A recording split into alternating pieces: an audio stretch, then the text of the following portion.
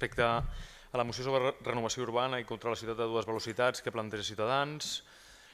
bé, avanço que votarem els acords per separat i ho farem perquè, de nou, una moció de Ciutadans apunta,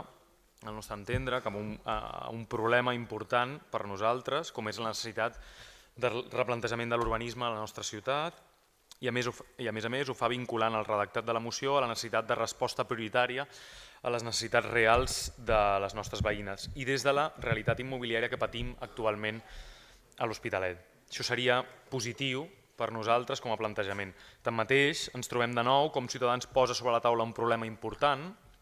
i en comptes d'abordar-lo des d'una anàlisi de la realitat del nostre municipi, fent-hi partícips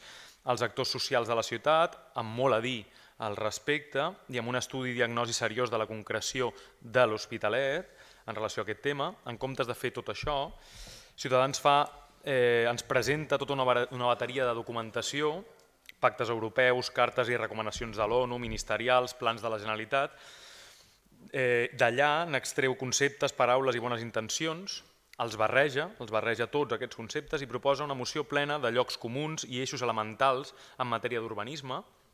però buida de concreció, de propostes en ferm, i ni tan sols s'apunta a la necessitat municipal de comptar amb un estudi global de la problemàtica real a la nostra ciutat en relació a aquestes dues velocitats que presenten o que ens expliquen. I és per aquest motiu que trobem que la moció no es troba aterrada a la realitat de l'Hospitalet i, per tant, no podem votar-la favorablement. Ens abstindrem del primer punt perquè, al nostre entendre, no s'apliquen uns criteris que expliquin en què consisteixen les millores